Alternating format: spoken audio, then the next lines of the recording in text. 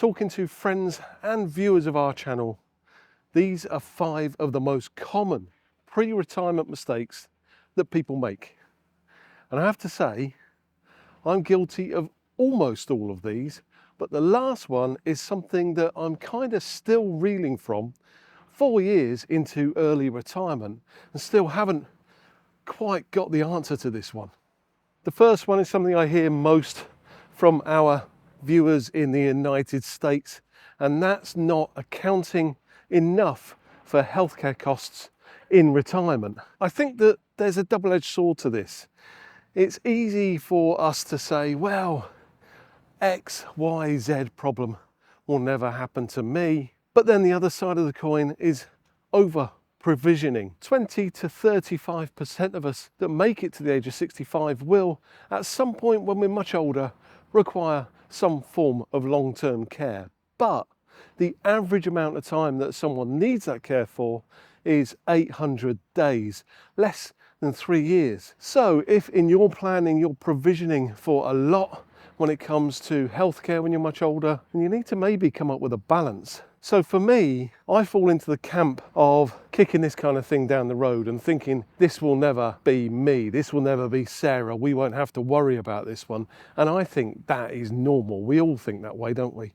I also think in some of my more lucid moments that what I do is if I got to a point where I can't look after myself, I just take a one-way ticket trip to Switzerland and just finish it all there. But the human condition is such that although that sounds absolutely the most logical thing to do, we're not built to do that. So I fully appreciate that however much that feels to me like the perfect solution to long-term care costs, the reality is we do need to provision. So Sarah and I have put a provision into our budget, our long-term budget, for long-term healthcare, and we've provisioned it around 2.5 to 3 years based on those averages. You need to do the same thing for yourself. Work out what's your risk profile, I guess, for stuff like this and how you want to manage it. And also note, when you are planning out long-term into the future, there are so many variables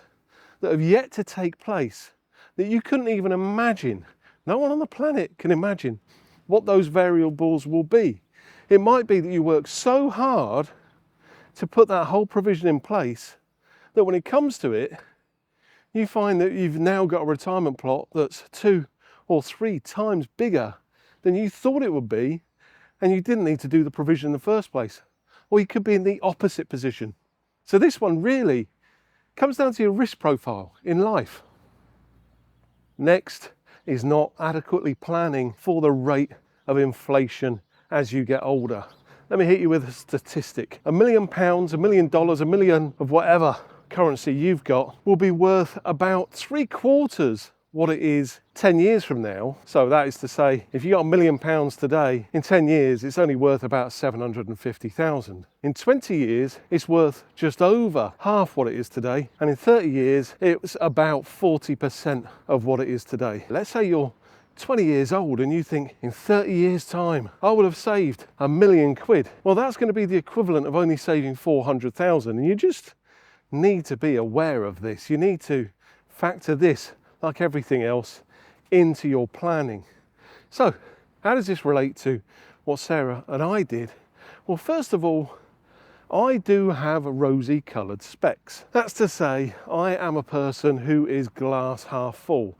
So I had a dream of hitting certain numbers, but the numbers that I had the dream of didn't have necessarily dates attributed to it when I first planned this out. So really, that's this thing of if you're not going to use all of the data points, you're not giving yourself the best opportunity of getting the right solution. And the numbers I just gave you are based on an average inflation rate of 2.8% per annum. Now, think about the rates of inflation that we've suffered over the last few years, and you'll see that 2.8 can sometimes be a very attractive number. What I did, what Sarah did, and what I recommend that you do is when you're building out your plan for retirement and putting your numbers down, include inflation. but then flex on that inflation. Inflation is made up of many different numbers, and you can, in whatever territory you live in, look for what those numbers are made of. You'll see what percentage are retail goods, what percentage are groceries, what percentage fuel, how much is luxury goods, and that kind of thing. And then use that to build out your plan. So, are you impacted by an inflation rate of 10%, for example? Well, 10% is just a high level number. If you look at that number and you see, well, 3% of that is actually luxury goods. And, you know, speaking from our own experience, Sarah and I, we don't get involved in any luxury goods whatsoever. I can discount that for my own personal rate of inflation. So this is a bit of work. This doesn't just happen. You have to sit down and really think about your lifestyle and be realistic with that, but also then take that and assign that to the numbers that you see in the inflation numbers, and that will get you much closer to realizing how much money you think you'll need and how much you need to account for your own personal rate of inflation. Next, not budgeting effectively. I'm a bit of a scratch record on this one at the moment. I think I mentioned budget in every one of our videos recently. And it's because I often get asked the same question. How much money do I need to retire? Now, those people, some of them, I've gone back to them to say, tell me, what's your monthly budget at the moment? And they look at me blankly. So they can't tell me what their monthly budget is, but they want me to tell them how much they need to retire. You need to budget today and then take that budget and flex it into what budget you think you're going to require in retirement. Some things will go up, some things will go down, and on the whole, things go down. So that's a positive thing. For us, Sarah and I, this is a bit weird, and that is to say that we feel relieved now that we budget. You know that saying of fail to measure, measure to fail, or something like that my old boss used to say to me. Or if you don't measure something, how do you know if it's going to be successful? That kind of thing. Once we started to budget effectively, what we learned was it gave us freedom to spend. Sometimes for us, we'd be in a position and we'd say, well, we can't spend money on that. That doesn't make sense. And saying that without having really thought through the numbers and not knowing whether we can afford it or should afford it, or whether we've overspent significantly for that month or that period. Now that we budget to the penny, we know whether we can spend money or whether we can't spend money. At the moment, we're having a bit of a holiday. It's my birthday. We're here in the port of Cartagena in Spain, and we're living like we're on holiday. I'm spending money like there's no tomorrow, but it's because I know I've built that into my personal budget. You need to do the same. And once you know what that budget is, you can start working out your numbers for your retirement. This next one, I can't relate to. I've got to be honest. I said that this video is from what people have told me, friends and other people that have retired early. And that is all about personal identity. So many people link their personal identity to their profession. You know, when you go to a party, the first thing somebody says to you is, so, what do you do? Why is that the first thing people want to know? How is it that you make money?